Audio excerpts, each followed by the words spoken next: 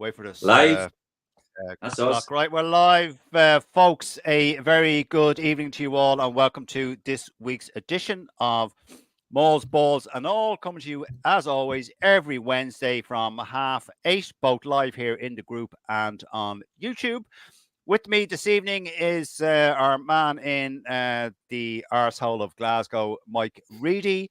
We have Matt Boland. And the old reliable Peter Martin is with us. So, lads, how the hell are you all? Are you well in yourselves? Oh, good. Super. No point complaining of all our own problems. Nobody fucking listens to us anyway. And if you did, yeah, exactly. If you did complain, who the fuck would listen to you? Yeah, there you go. Right, folks. Before we start talking all things Six Nations, one thing that we that popped up on last week's show, and it popped up in the group this week as well.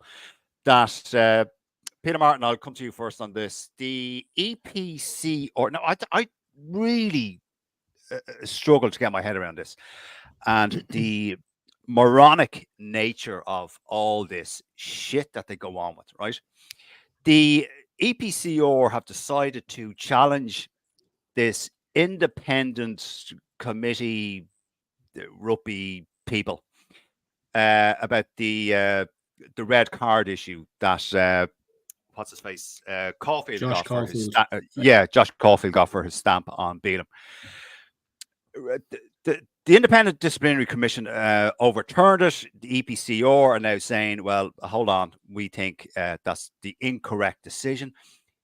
What the fuck are they doing? Is there no joined up thinking here? Like, what the fucking hell are the powers that be doing here? Can they not just talk to each other? Like, are they, Pete, sorry, go on. Yeah, well, to be perfectly honest, I'm delighted that it's been challenged because the wrong decision was clearly made. I think. So, yeah, no, look, it's bad for the game when you have a committee, looking at on-field decisions by the referee, and then all of a sudden coming up with a bonkers bit of a reason for overturning it, or just simply overturning it. So I'm to be quite honest, I'm glad it's been appealed, because it was the wrong decision. Now, where they're going with their criteria, why that committee made their decision in the first place, what the criteria was, I'm not 100% clear on. But look, at the end of the day, everybody said it. Mark said it on here last week. You have to take care where you put your feet, and Caulfield, unfortunately, didn't do enough of it to the satisfaction of the referee, and I think he was rightly sent off. But to make it, just to go back to your point, there needs to be a proper sit down and examine the situation as regards, where a decision is made and someone else is coming in and overturning, because we had this similar case with the unfair red card. Mm-hmm. Yeah. Last year, there some time ago, before it was before the last Six Nations, wasn't it? We had a situation where there was the red card. The red card was being overturned. Oh, that was before the World Cup piece. Remember, we had Victor on. That was. Well, basically, anyway, look, the point of the matter is that you have a disciplinary decision making their decision, and then someone else overturning it. Now, that decision that Farrell got away with is absolutely ridiculous, and it makes a mockery of the sport. But the same point applies. We can't have a decision made and then it being overturned, what we believe is the right decision in the first place, and being overturned again. It's just, we can't have that, because what's the point? And the referee is just going to basically say, well, to hell with this, whatever, it doesn't matter what I'm damned if I do, I'm damned if I don't. So that's all I have to say on that. Yeah. No, I totally agree with you, Peter. Matt, what do you think of all this? Or is the EPCR and the Independent Disciplinary Arseology, like, what do you make of all this? For starters, if an independent disciplinary has reviewed the situation and then have decided to overturn or whatever, they need to communicate to each other, because they can't just go, no, we don't think it's that bad. Oh no, we think it's bad. Oh no, hang on, it's not about. They just should talk to each other. At the end of the day, if a referee gives a red card on the pitch, he deems something to be illegal of high danger or whatever the case may be, and he's dealt with it on the pitch. After that, then they can review it all they want, but at the end, like, if it comes within the threshold of being okay, in that instance, I don't think it was intentional, but he did step on his head. So there's no way a player doesn't realize that there's a body under his feet, because I think in that particular instance, he actually either his knee connected with the body first or his foot did at some point, and then his foot went on further and stamped on his head. Now, I say stamped, he stepped on him. He didn't stamp on him. It wasn't deliberate. It wasn't intentional. Grand, but it still got a high danger, because you saw his face was cut to shreds. Like, he was lucky he didn't have to get stitches or anything. But going back to the independent panel or EPC or whoever it is, they should just communicate to each other and not have all this bollocks going, okay, yeah, we don't think it's that bad, we'll overturn it, and then have somebody else challenge it. As Pete says, it makes a mockery of the whole system. Just go to the panel and go, right, we don't think it's that bad. Okay, now let's sit down, just have a meeting quickly and see, get all our points crossed, and then go, no, actually, no, it needs to stay at a red card, and that's it. They just need to communicate better. That's all it is. Yeah. Okay, thanks, Matt. Mike Reedy, you are quite vocal in your criticism of this last week. Bones, I think it was a stamp and it was a red card. I don't think he looked down. I've watched it a few times. He looked down, regardless of what I think, and it doesn't matter. But what they have now subsequently done is absolutely not acceptable at all, because they're bringing the game into disrepute by doing this. Mm-hmm. Yeah, there's no consistency in their decisions. They're taking the decisions away from the referee. They're saying to the referee, "We don't trust you anymore. Your decisions are," and then we have someone else turning around saying, "Well, we don't agree with your decision." I mean, it's embarrassing. It's actually embarrassing at this stage now. We're making World Rugby is becoming a laughing stock, and like we've been in a situation where professional players aren't going to allow their kids to play rugby. This is making it even worse. And people that don't watch a lot of rugby are thinking, what are we watching here? You know, like, they couldn't agree on the colour of shite, and fucking, as I said in Braveheart, and that's the way I see it now. It's I'm not going to talk about it. Is that a quote from Braveheart? Yeah. Brendan, oh, right. Okay, fair enough. Oh, sorry. Sorry, folks. I meant to say at the outset, I wanted to acknowledge the fantastic achievement of our women's sevens team. Yes. Outstanding.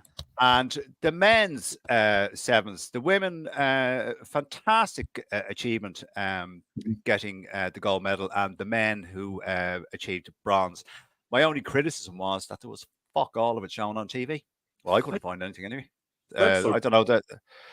Was it on Irish TV anywhere? I don't think so. Anyone know? No, I couldn't find it anyway. I mean, it's a remarkable achievement for the girls to do it, given that the women's game is slowly getting itself out of the shit. But it's a credit to them that they did it so quickly. An absolute credit to them. Unbelievable achievement, and fair fucks to them, because they worked fucking hard to do it, and they deserved it as well. To be fair to them, 100%. Someone, and of course. Yeah, and of course, you now see the headlines. The IRFU are going to look at investing more money in the sevens.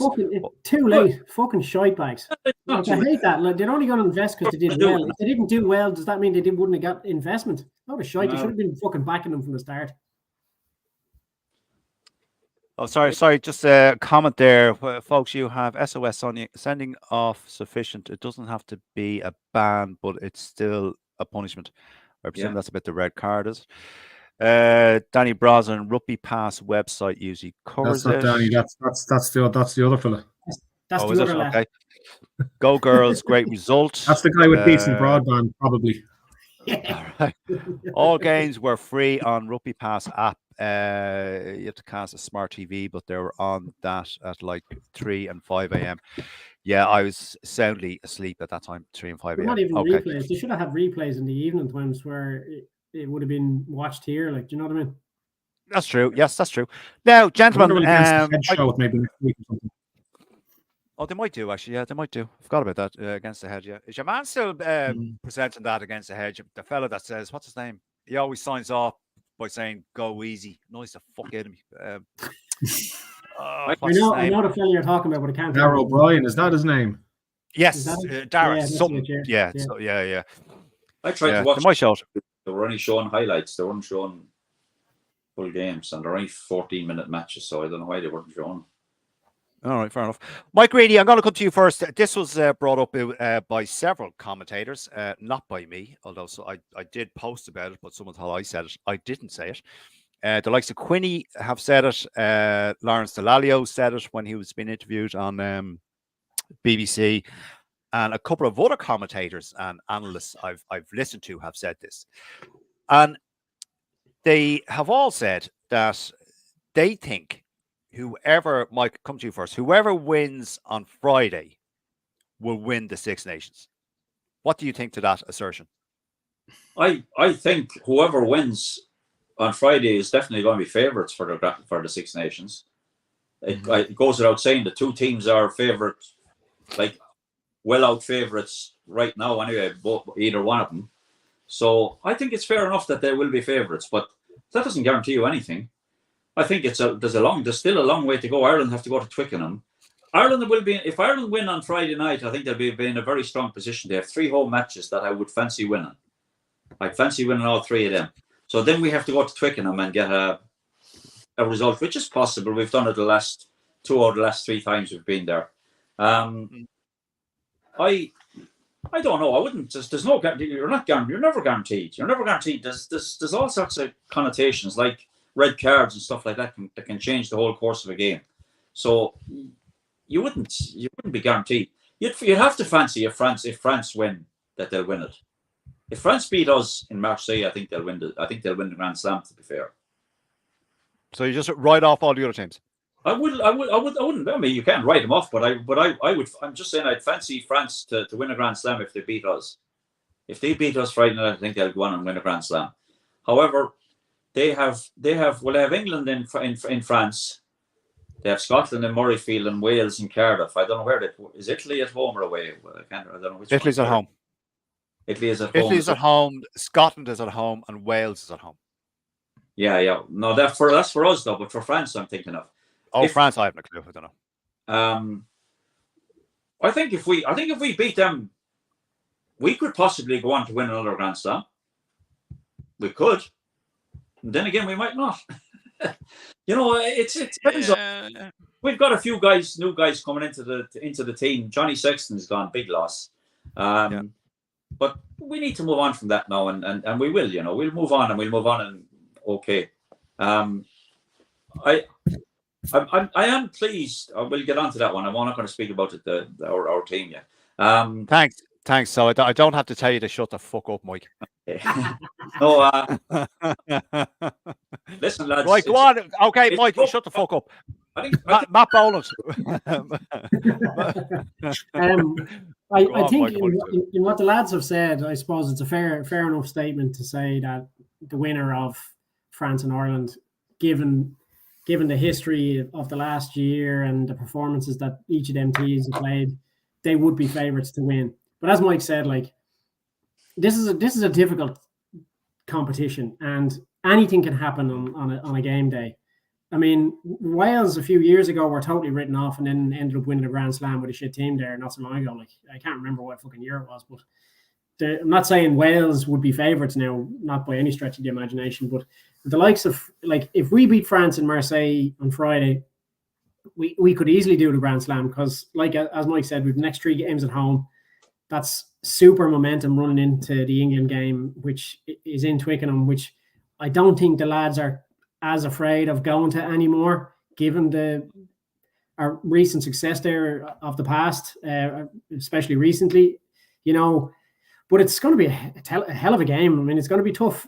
Like, Ireland will have to be on top performance to beat France at home, and the first game out is always nervy for any team, And like France could show nerves, we could show nerves. It could be a shit match. Do you know what I mean? Yeah. But I do honestly think the winner of that game will go on and win the championship. Whether they get a Grand Slam or not after that, that's a very hard thing to do, as we know. But I'd fancy if Ireland win that they could easily do another Grand Slam. All right. Excuse me. Peter Martin, would you agree with all the analysts and commentators on what they said? Yeah, well, look, we know that rugby in general is a game of momentum. You basically get up the first win, like your dander's up and you're off and running kind of thing. I would just make a point that the two teams that are not affected by upheaval, should we say, and injuries in the championship are Italy and Scotland. Everyone else is basically, particularly at halfback, everyone else is affected by change, injury, unavailability. And we all know, that, your halfbacks are the guts of your game. Like, they're the integral part of a team when they're trying to, whatever, as regards direction, tactical, and so on, to help you win a game. We're without Johnny Sexton. That's that. We've got Jack Crowley in there now. France are missing both Dupont because of the Olympics and Ntamack because of injury, replaced with Jalibert and Luku. Wales have a new broom altogether. They've 3 pups at out half, Costello and a couple of other lads I never heard of in their squad. England are without Marcus Smith now because of injury, so Finn Smith's likely to get his first cap. I don't know who else comes in at 10, who else they'll call up, and obviously Owen Farrell's not available for the Six Nations. Or not available. Who? George Ford, Pete. No. George Ford. Well, you have George Ford there as well. And then you have your favourite player at up across the border in Mike's part of the world, and then you have what's his name? For Italy. So it makes for an interesting, a slightly tighter Six Nations for me. I think Scotland could well have could be in a chance because of that alone. They could be in a chance of having their best Six Nations in a few seasons. Okay, fair enough. Just a comment there going back to the red card and the decision. The referee is now scared to make a decision. The committee determined that Caulfield had committed an act of foul play. However, it found that the offence did not warrant a red card. It was a stamp, clearly. What have we got next? Don't want to put pressure, I presume, on us. No team hasn't gone back-to-back Grand Slam. 2013, or I don't know what that means. Is that true? Wales did. I don't know. I thought Wales did as well.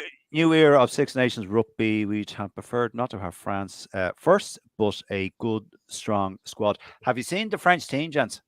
Mm-hmm. Yeah.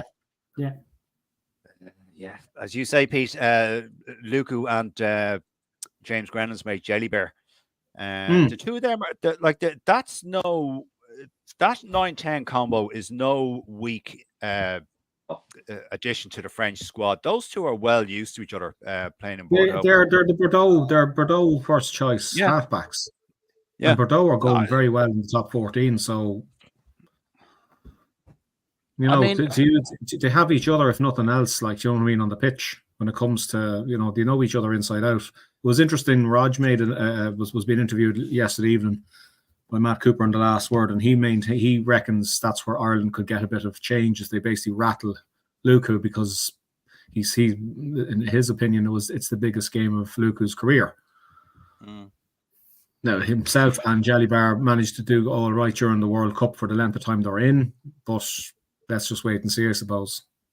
Yeah, I was going to say, actually, funny enough, Pete, this was the point. I'll come to you first. We go around yourself, Pete, first, and then Matt and Mike. Also, Raj was asked about the weakness in the French team, and he said it a couple of times in this interview. The weakness in that French team was their aerial dominance or weakness or whatever it is. You kick the ball, you put up and unders, particularly in the red zone, and France tend to either make the wrong decisions on their exit out of their 22, or they try and play with their flair, and it can sometimes backfire with them, as it did in the World Cup. Would you consider that a particular weakness? And if you do, is there other weaknesses where you can see where we can exploit them? Where maybe they're a bit weak on the 6 or the 7 or the 9-10, or what would you say to that? You asking me? Yeah, Pete. Yeah. All right. Sorry. I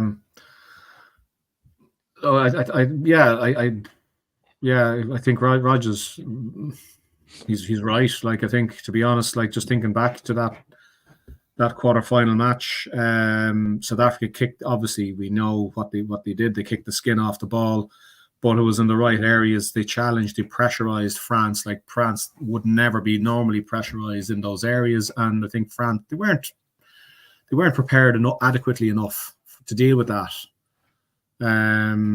So, like I said, I think Lukaku might be, if they hassle him, if he's not a Dupont, end of story. He's a good player, but he's no Dupont. So I think O'Mahony and Van der Fleer try and scrag him a little bit, around ruck time. Don't really plow into rucks and make it messy. Make it messy for Lukaku. Frazzle him a little bit. Get him, fry his brains a little bit. Just get him knocked out of kilter. Who knows? He might just flip the bean, and he might lose the plot. I can't see anything else really, to be perfectly honest. You've got top class look at the centre partnership France have gone at. They've got Dante and flipping Fiku.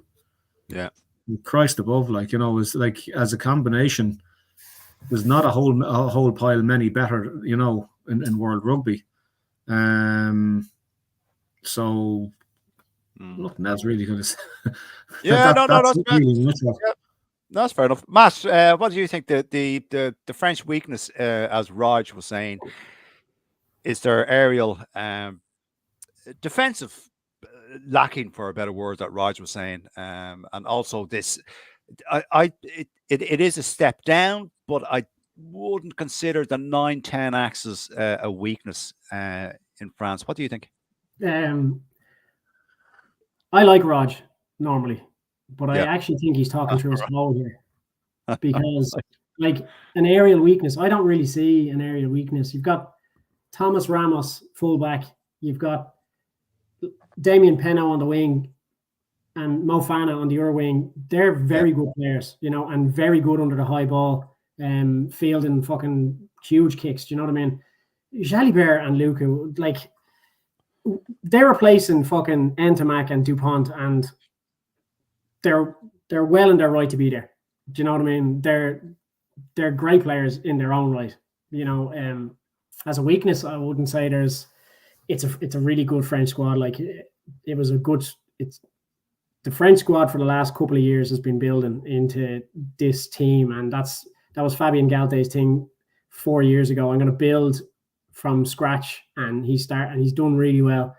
Losing them two boys, and you see their two replacements. I mean, it's the only weakness that France have really is in their bench, where there's a couple of lads there that maybe have only a few caps between them, but Raj is talking through his hole. I really think, I have a lot of respect for Raj. He's a fucking great lad now, but fuck off, like. The only weakness they have is fucking your man Galtier's fucking stupid looking glasses. That's I can what tell I say. your man Muvaka, the fucking hooker for France, Pito. He is fucking world class. Pito. Pito. Who are you calling him? Muvaka. Fuck's sake, get your head out of your hole there, fucking Burke, will you? And Marchand. Well, no, I'm going back, Matt. Going back to your thing about the 9-10 axis. If you look at Ireland and Pete and Mike, if you look at Ireland, Crowley doesn't play week in, week out with Gibson Park. No. The 9-10, Lukaku and Jalibert play week in, week out, mostly for Bordeaux. So as I said, I don't think that's a weakness. I know Dupont's gone; he's a class player and all that. Ntamack, yeah, whatever. Yeah, he's not too bad. Like Ntamack is a good player in his own right, but when he's playing with Dupont, he's world class because Yeah. Dupont gives him the fucking space. He gives him quick ball and that sort of stuff, And you know yourself, like centers will always say, "I'm only as good as my center partnership," and if one of them has a fucking shit day, generally the other one will. Yeah. Positions like that are key, and as you rightly say, Peter, our two boys don't play week in, week out. So to me, that would be more of a weakness than the French pairing who play week in, week out, know each other inside out. Now, nothing against Jack Crowley. He is, and he will be a phenomenal player for Ireland for a very long time, but he's how many games has he played with Gibson Park? Probably count them on one hand. Do you know what I mean? Probably, yeah. I don't know. And full games even less. So, look, I mean, it'll be a big challenge for him. Big boots to fill. But he has the ability to do it. And like everything else, every team goes through this scenario when they lose a big key player and in any position. There's always that hole that needs to be filled, but it does eventually get filled. Like. If you quit your job tomorrow, somebody's going to fill your place just as quick. It might take a bit longer, but it always inevitably happens anyway. Just got to give them time. True. Okay, yeah, no, the fair point, Matt. Mike Reedy, your thoughts on this? I think I agree with what Matt just said there. I think this aerial thing is a load of fucking nonsense. There's very few better under a high ball than Ramos. Peno, fucking Muvaka, or no, what's his name? The other winger. Mofana. Lads, that if we pin our hopes on that weakness, we're fucking going to come up short. Now we're also missing one of our best aerial attackers, Mac Hansen. Now we have a very, very good deputy there. I think Calvin Nash is brilliant under a high ball. I would think, like, you can't take Dupont out of a fucking team and say you're not going to miss him. He's been their kingpin for fucking the last two or three seasons, without a doubt. And most of the play goes through, everything goes through him, as does any strong half. But they're well equipped. Like, the two guys play together every fucking week in, week out. They're well used to playing together, and Jelly Bear, in my opinion, is a better fly half than Ntamack anyway. And when as Matt said as well there, when Ntamack doesn't play with Dupont, he's less effective. But we have to contest every ball without any shadow of a doubt. There's no weakness in that French team, none. I don't see a weakness. I think if we go into that game with that kind of attitude, we won't anyway. Andy Farrell isn't fucking fooled or anything. No, we won't. No, we won't. No, not at all. No, yeah, no, fair point, Mike. Okay, just a couple of comments there. Lucky to seamlessly replace the greatest. We lost Bod, replaced by Ringrose. Lost Rob Kearney, replaced by Hugo. Tommy Bowe by Lowe. We have some great fly halves, and we should be proud of our future. I think we all are proud of our future. Yeah. If you kick your kick chase has to be excellent, and you must make it very difficult to run the ball back at you. Move their pack around, big and powerful, usually leads to slowness and fatigue. Okay, next comment. Ireland on Friday night should be good. Should be a good game. Ireland will do by 2 points. Okay, I'll have a few points. I will. Next day, Saturday, under 20, Irish team going 3 out of 3 wins in the Six Nations 2024. Be good for Irish rugby. Weekend, shoulder to shoulder. Both teams. Okay. I would agree with that. Next comment coming in here. French weakness is their arrogance. They expect to win and win beautifully. If we make it ugly and frustrated. Yeah, point. Point, yeah, good point. Yeah, point on Dupont. Dupont is as big a loss to France as Sexton is to us. Also, with Farrell out of the England squad, I presume the big teams are missing leaders. Okay, and I think there's someone there that I think you said, Pete and Matt, and Mike Ramos is a good kicker. He certainly is. And do I have one more here? I do. I have a few more here, but we'll just read this out first. French teams are working hard on weaknesses and very hard to find weaknesses. game won or lost on a missed tackle. Very true. You can say that about all games. At the moment, I think Ireland's defensive is slightly better. Yeah. Okay, fair enough. Yeah, okay, right, great job. Let's move on. We have 3 debutants starting, and Joe McCarthy, Calvin Nash, and Jack Crowley. It's their first starts in the Six Nations, all 3 of them now. Yeah, Joe McCarthy, Mike, I'll start with you this time and we're going the other way. Joe McCarthy, yeah, he's playing well. He's in form, but he's kept James Ryan, relegated James Ryan to the bench. Of those 2 players, what do you is that a good call, or would you have started Ryan? Now we've discussed this in the group and on videos. I think it was last week we were talking about it. Would you have changed that, or are you okay with the way things are now at the moment? I'd have been happy with either or, to be honest with you. I wouldn't have faulted if you couldn't fault James Ryan if he had started. But Joe McCarthy has been playing over his skin, and he's keeping James Ryan off of starting for Leinster. So that tells you something. And he's a fabulous athlete, and he's going to be an absolute superstar. I've no doubt about that. I really haven't. Now he needs to rein in some of his stupidity, you know, which I think he will. I think Andy Farrell will get him under check on that. So but I have no problem with him starting at all, none at all. And I think he'll be a good file for Tyke Byrne as well, because as Byrne is good at the breakdown, and he's on it very, very quickly. And I think actually it'll help Joe McCarthy playing with Tyke Byrne, because he learned something new from him as well. They will from each other, right? I just think he's a great player, and he won't let us down. I have no fear from it at all. Now the line out might be, however, we also have one of the best line out operators in the world, O'Mahony. So I think he get guidance from, well, you know, and it'll help. So I have no worries about him at all. If James Ryan had started, I would have none about him either, to be honest. He's been a great servant to Ireland. Okay, fair enough. Thanks, Mike. Matt, this whole Joe McCarthy, James Ryan, are you happy? Does it make any difference? Look, to develop players, you need to play them. So, like, if you're just going to play the old reliables, you're not really going to achieve anything in terms of developing the younger stock. Joe McCarthy's a big lad, and he's a great player, as Mike was saying. Again, he just needs more game time to develop his game skills and all that sort of stuff. He's a fucking beast of a young man. He's fucking very young. What is he, fucking 23 or 24 or something? Yeah, it's a similar age to myself, yeah. You're funny, Peter.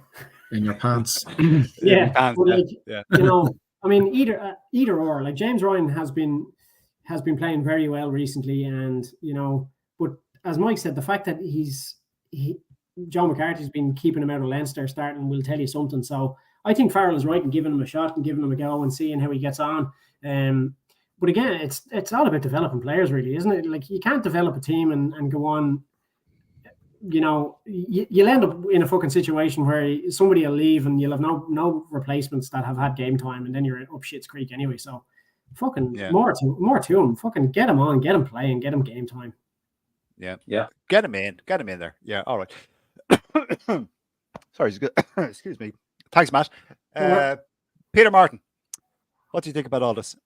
Big Joe. I think there's been a marked change in a couple of two Leinster players who are part of the Irish squad. There's been a marked change, in my view, since Nienaber has come in and changed the mindset, the approach that Leinster have in defence.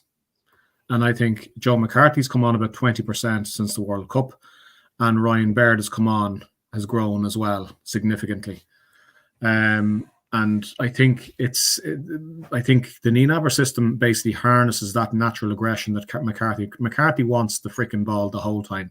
I think he goes out and plays with an attitude. That's not your ball, it's mine. Particularly when it comes to Maul defence, he's straight in, and that's what he's there for. He's in there. He's been picked because he brings something different to the Irish pack more physicality, bit of a dog. There's an elbow and a shove and a bit of nasty in him, and that's what that's going to make a difference. He'll piss the French off. I've no doubt about that. He will piss them off. There'll be if there isn't testing jerseys for texture and feel at some stage, and there isn't a yellow card involving something that Joe did or he gets it himself, I'll be amazed. But he's there basically on the basis of the brute strength and physicality he brings. He's a big, like I was at the Stade Francais match there a couple of weeks ago in the Aviva, and a couple of players were going around the pitch, and myself and the young fellow were there basically at the bottom of the north stand queuing to get out, and a few of the players came over and Joe came over. He, as Matt said, he's a big fucking lad. There's a lot of him. Like, he's 6'5", 6'6", but he's broad as well as that. Like, there's a lot on him, lot of beef on him. So that's the obvious thing. He brings that bulk. I think you have a situation then as well on the more technical side, is that it's either probably going to be Peter O'Mahony who's going to call the lineouts, and you'd be sure it's going to be between O'Mahony and Byrne. They'll throw one or two balls at McCarthy, but I'd say that's the max of it, because like, you need a fucking crane to lift McCarthy, in fairness. Like, he's not necessarily there to win you line out ball. We call a spade a spade. He's there for other reasons. The other thing I'd say about, sorry, go on, Peter. Go on. Sorry.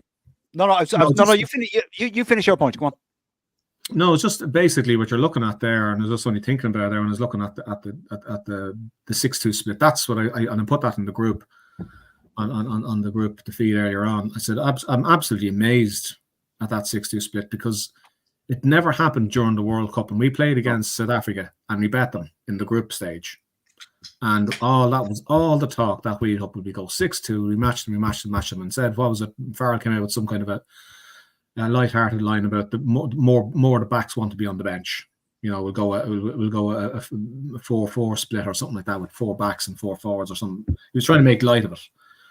And I never would have thought, after given my mindset and as regards my opinion on how Farrell was going to approach the game, and any game going forward, would be based all on that. And so if he's not going to go 6-2 against South Africa, he won't do it full stop. He's married.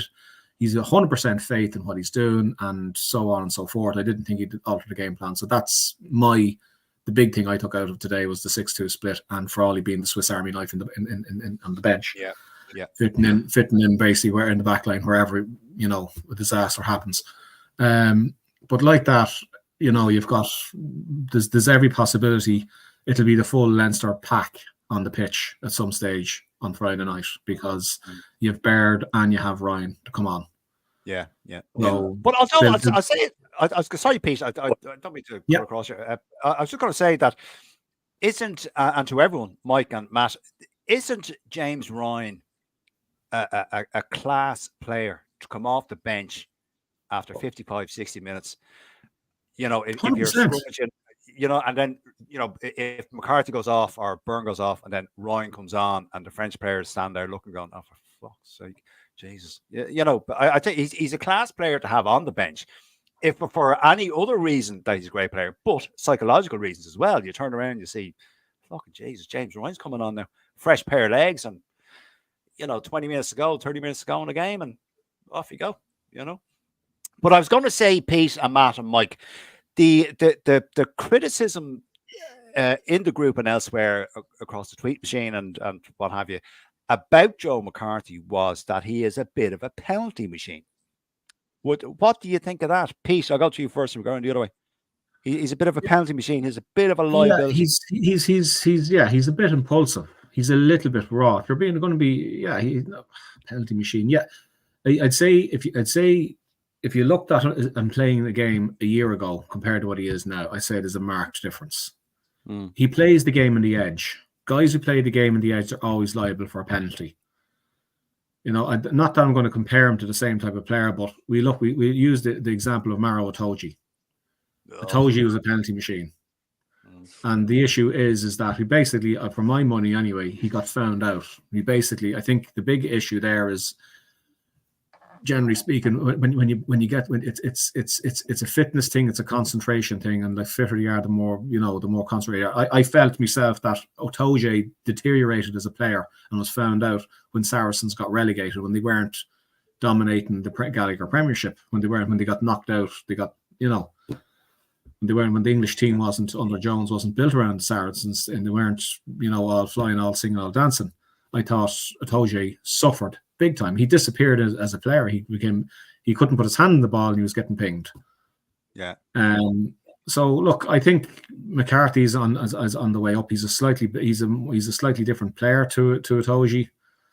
He just has basically, I think he's just got a bit more power about him, to be honest. But look, I think he's playing with a huge amount of confidence.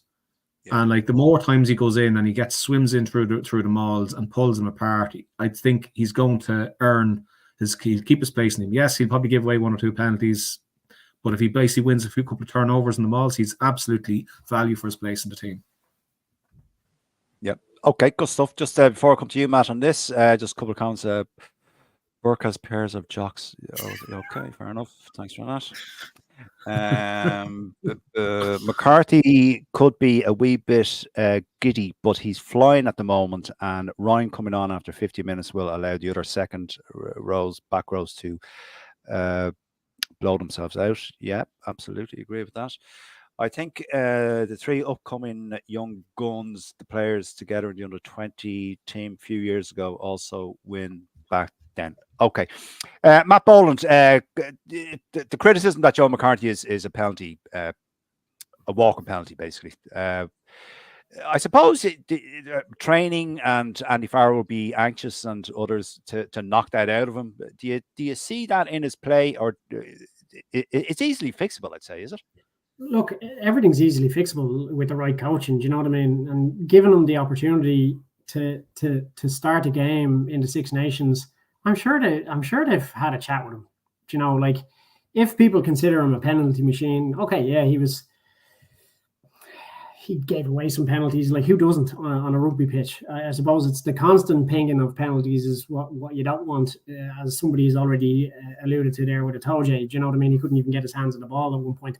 But like, he's a young lad. He's smart. He'll take direction. Do you know what I mean? He's not going to be one of these guys who goes, I know exactly what I'm doing, and not take telling. Do you know what I mean? He'll learn. He'll develop. Again, with game time, you'll develop players, and this will develop him into becoming world class, which he's already on track to do anyway. But I think it'll just give him the maturity on the pitch then to rein it in a little bit, know when to go for things and know when to leave it alone. Do you know what I mean? And again, all of that comes with experience, and you can't get experience on a bench. Do you know what I mean? So yeah, true. Simple. Yeah. Okay, Mike Reedy, if anything further to add, or would you agree with the gents? Call him a penalty machine. He's not played enough rugby to be deemed a penalty machine. Exactly. Well, even a club level, Mike. Oh yeah, any level, like even a club level. What's he played? 2 6. He's not a penalty. He can give away a penalty or two. Like the 2 lads said, what player doesn't?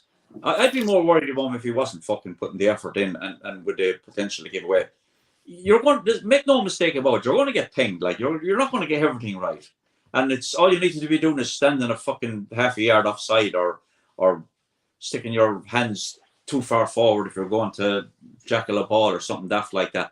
Players give away penalties. I'm not worried about that at all. I genuinely am not worried. I've no worries about Joe McCarthy. Okay. I might have to change my mind on after Friday night. Hopefully, but no. Well, I mean, he's up against a class player in the line-out, or ruck and a maul, and well, he's up against 8 good players in the French team. But Valenza and I'm looking at his name here, the other second row. Gabriel Lags. Thank you, Peter. Thank you, Peter. How many players have they got? I'm pretty sure that's going to hear you pronounce it. That's I mean, if you look at it, I mean, okay, right, if we're going to go down this route, just quickly, we look. The French pack, right, is Stuart Boyle. Matt called this fella a pedo, and then you've got Antonio, then you've got Gabriel Lags, Valenza, you've Kroos, Aldred, and Olivant. or whatever you want to call them. Like that's some pack, lads. That is some pack that these that our lads are going up against. Yep. Absolutely. Hopefully they're ours. Hopefully what? Hopefully they're saying the same about ours. How many of our players, our pack would you swap for theirs?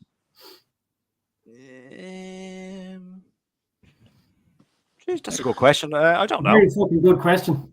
Not very fucking many. It would be my answer. No, I'd say they're. Go on. Go on, Pete. Are you going to talk? No. Okay. I'm quite happy with. I'm quite happy with theirs. I'm quite happy with ours. I don't want to swap. To be honest. No, that's exactly it. Fair enough. Mike Reedy, I'm coming back to you now. We go around this way. One thing that was also brought up in the group when Andy Farrell announced his team, and we all saw it, and we were looking at it. There is no Ulster players in the squad for the first time in I don't know how long. We were, if you remember, we were accused of being negative about Ulster there last week, or whatever it was with Reggie. Is this indicative of where Ulster are at the moment? 100%. There's not one of their players is in the squad in the 23. No, the only player that gave any justification to being even in the Irish fucking 23 or any, not even the 23, to be on the plane going to fucking France was Timony, as far as I'm concerned. The rest of them last week were shameful. I'm sorry. I don't want to be slaughtering Ulster. I really don't at all, ever. And not week on week. And, they're going to have to sort themselves out because that's how it's going to be until they do. It's as simple as that. Now, Ian Henderson might make a squad, but if Joe McCarthy comes in and plays over his skin, that's Ian Henderson's place gone unless of injury. I can't see how he age is not on his side either. So, if we're moving forward with the youths, like what Matt said there, we're bringing in, and it's great. That's what I'm all about. We haven't learned our fucking lesson from the previous World Cups. Now we need to start doing that. Get the players in now. Fucking give them the game. And no, I'm sorry for Ulster, but there are players that had a possibility, like they are even just in the training squad. What, Stockdale? No, never again. Sure. Not good enough either. There's none of them good enough. Timony's the only one now, and Tom Stewart. Outside of that, I don't know if they they're going to have to vastly improve if they want to get in. Okay, fair enough. Thanks, Mike. Matt, no Ulster players in the 23-man squad for Friday. Well, look, I mean, there was a few of them named in the warm-up or the pre-training. So if they didn't make an impression, then why pick them? Unfortunately, it is tough on the Ulster setup. I mean, there are some names there that rightly so were given a chance, but again, you're given that chance to train in a warm-up to a competition, and you need to put your best foot forward and do everything you can possibly do to get onto that team. If they didn't do enough, they didn't do enough, and that's just sport in any shape or form. If you're not good enough, if you don't impress in training, you don't get picked at the weekend. And it doesn't matter what you're playing. It's the same everywhere, and every manager says it. You go and train, you give your all, you have a chance of getting in the team. If you take the piss, don't turn up for a training, miss a training session, or what, God knows what's happened. Maybe they just didn't perform. Maybe they just didn't click. Maybe, who knows? There could be shit going on in their lives. They didn't get picked. Let's move on. There's someone there, Matt, with a very kind of straight to the point. Farrell picked on form, and McFarland has destroyed whatever form Ulster had. Pete, what do you make of all this? Is it just? Yeah, fair enough. It is, Matt. Yeah, you're right. Is this just indicative of where Ulster are at the moment, that not one of their players has made the 23-man squad? And now, I can't remember the last time this happened. To answer your question with a blunt answer, yes, it is indicative where Ulster are at the moment. They're just not good enough. Look, we've spoken and fed up almost at this stage talking about what's going on in Ulster. There seems to be absolute radio silence, from what I can hear. I wish we must actually try and get some Ulster supporters on and see if they have if anybody has an ear to the ground as regards, is there something perhaps progressive happening, change at the top or whatever going on in the province. But look, you can't compare any of the Ulster players form-wise with the type of form that Joe McCarthy has displayed since the World Cup. You simply can't. And Joe deserves his place in the team. If you're to use Joe as a barometer, none of the Ulster players would have possibly even got on the plane to Portugal. Like, it's, they're just far off. And like, at the end of the day, Farrell has picked these guys because a lot of those guys, like, he brought Timney back in. Timney has shown some exceptional form. He's the sole, I suppose, spark in the darkness for Ulster. But we all know the back row is an incredibly competitive area for Ireland. With world class operators, and now we have the captain so his place is cemented, starting anyway. So like, there's not an awful lot else that can be really said about it. Like, Timney has been in the camp, has been in camps before. He knows the self. Farrell knows him. Timney knows Farrell, knows what's expected of him, and he just hasn't been able to nudge ahead of those there. Like, 6 forwards were picked. He wasn't one of the 6 for the bench. Baird is absolutely right behind O'Mahony, right behind him, to get on. Baird, I actually genuinely thought Baird was going to have a breakout, I suppose, season in the World Cup, because he's playing like a bullock charging at a gate for Leinster. He's going around hitting everything and smacking into everybody in the whole, and he's doing it with discipline. So, I would expect, Baird to come on another bit again. Perhaps when O'Mahony's gone, Baird is the next man in. Look, there's nothing else really to say.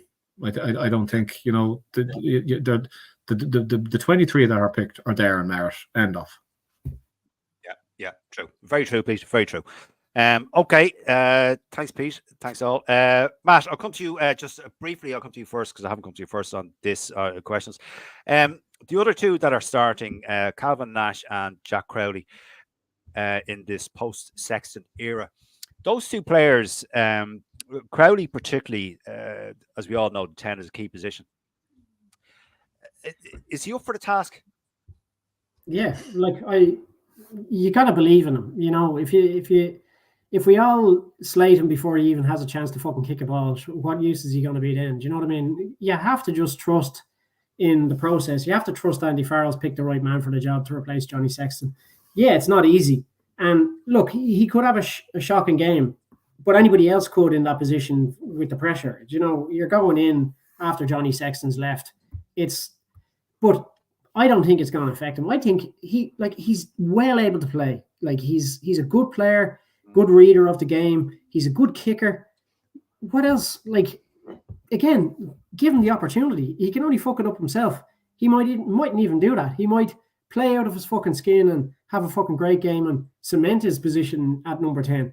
And I'm pretty sure that's what in his fucking mind. He's gonna want to go out into that pitch and fucking nail that fucking 10 jersey to his back and say nobody else is getting this unless I'm fucking injured. And again, it's like this whole thing. You just have to give them the opportunity to get on the pitch and play and show what they can do. I'm fully convinced Jack Crowley is the man to okay, and briefly, Matt, Calvin Nash. Calvin Nash has been playing phenomenally well, and unfortunately for him, you've got James Lowe and Mac Hansen and Jimmy O'Brien and fucking a handful of other players that can play on the wing and in them sorts of positions. He's got the opportunity now. He's got the nod. He's got the jersey. Fucking go out and play out of your skin, and who knows what could happen. He could get the whole. Absolutely, you got the whole. Yeah. All these lads, they're all professionals. They all know what they have to do. There's no point in us telling them, they have to go out and have a good game. They know that themselves. Again, it's nerves. It's lack of game time. It's inexperience, and that's something that every player goes through. But every player gets better from it. You know, some players, okay, it inevitably doesn't happen for some players, which is fair enough. You know, but they know what they have to do. The chance is there for them right there, right now. Take it. Fucking go out and just play. Put your best foot forward, and fucking best of luck to you, lads.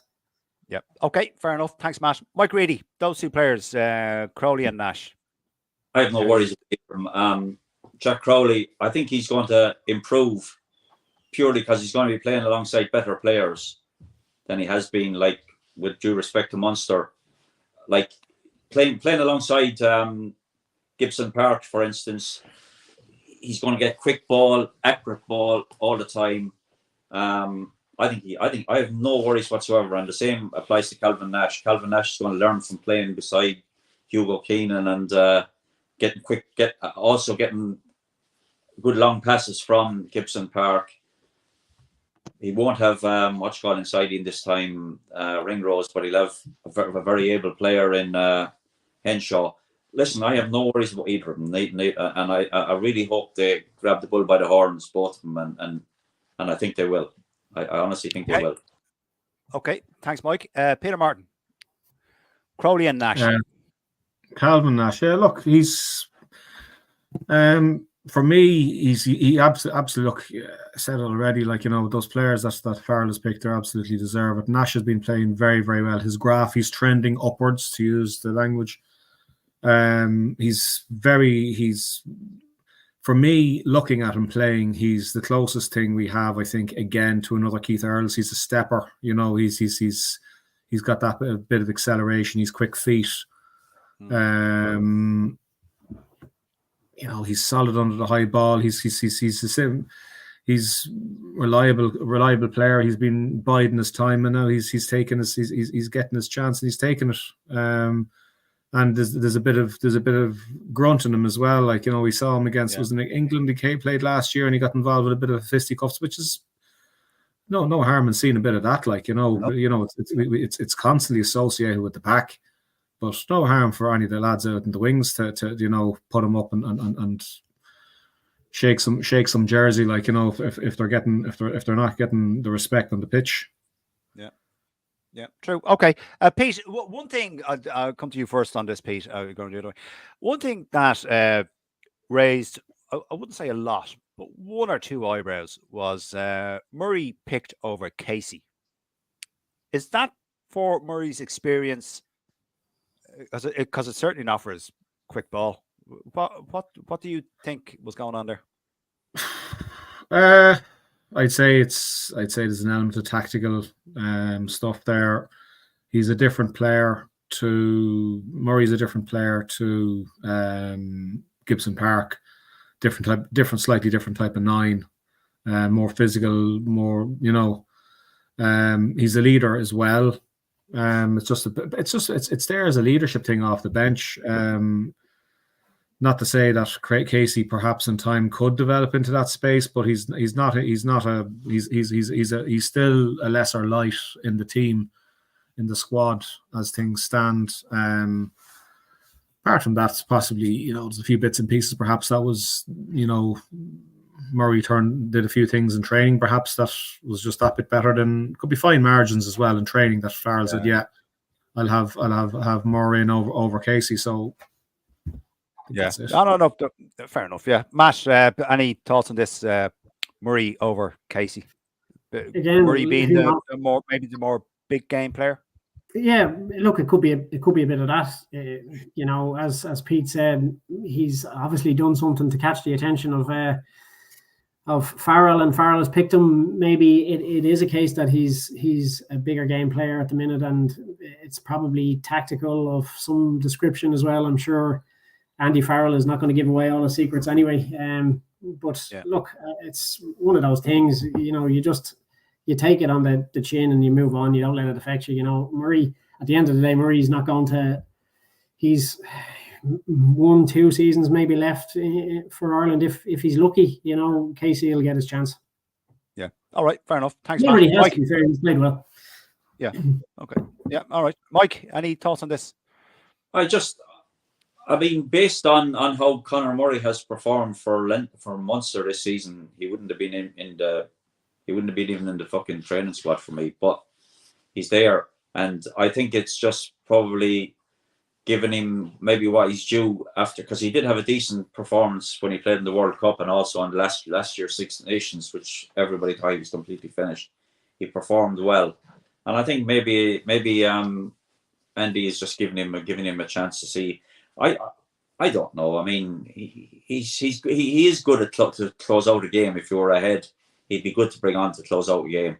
And maybe given that Frawley hasn't a lot of experience, if he was coming alongside Frawley, he might guide him through it as well. You know, I don't know, but like you wouldn't want to be sticking in Craig Casey and Frawley, two greenhorns, into a fucking that never played together before, would you? So maybe. Done it for that reason. We won't have any worries about it. Hopefully, we're ahead and just closing out a game. All right, thanks, Mike. Just a couple of comments there. There's been a lot of squads over the years that didn't have Connacht players in them. I presume that's talking about the lack of Ulster players in the squad. The boys making their debuts have won the lotto. It's now up to them to keep the tickets safe and cash it in. That's nearly as bad as one of my euphemisms I've used. Murray can go. Sorry to interrupt you there, P. Can you guess whose sons they are? I can't. No. One on the right is Peter Dooley's young lad. Is it? No. Fuck. One of them is. I'll tell you now. The guy on the left, that's Andy Farrell's son, Gabriel. The guy on the right is Paul O'Connell's son. Oh wow! Right. Okay. Jesus Christ. Castlefry versus Blackrock. Right, brilliant. All right, very good. Friendly, apparently. There you go. Both captains, apparently. Is Andy Farrell's son playing, or his grandson? That's Andy Farrell's. So that's Andy Farrell's youngest son. His youngest son. Yeah. Holy shite! You're feeling just the feeling make you feel extra old, Mike. Fuck's sake, I've got something from him. Last comment there. Murray can go to 10 and possibly 12. What? Right? No. What? What the fuck are you talking about? No. I'll tell you what he can do. He can kick penalties if necessary. True, he can also fuck off. Right. The other games on the weekend. We go quickly through these. There's two other Six Nations games on. Mike Reedy, I'll come to you first. Italy are entertaining England. Only one real result there, really, Mike? I think England will win that. No shit. Okay, there you go. Matt. I'm not going to say much more. Oh, there you go. I think they're winning conference. I think Finn Smith's going to be a fucking going to be a big success for England. If he starts, don't forget Ford there as well. Well, yeah, there's that. All right, okay. Matt, Italy versus England. No real. Yeah, no brainer. Pete. What? Yeah. Italy versus England. Yeah, England. Okay. Right, Pete, back to you. Yeah, I know. Yeah. My thoughts exactly. I just wanted to call up. Here we go. Yeah, got it. Okay, Pete, back to you. Wales at home to Scotland. Yeah. That's going to be a good Wales game. At home to Scotland. I think I remember we saying that it would be a good game last year and it ended up being a shite game.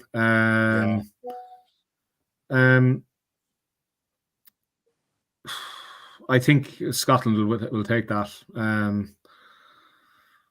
It's basically a new broom in the cupboard. Like Gatland he's I suppose it's a shot to nothing really. Like it's just like Welsh rugby. We've spoken about it umpteen times. The mess that it is. Certain players have up sticks and left Wales. They're no longer eligible unless they have 25 flipping caps. There's not much of a squad there. Like they're they've no Anscombe. He's that guy is seriously unlucky when it comes to injuries. I'd say, but the next time he's recovered from his injury, he'll be retired. Ants comes out, no bigger.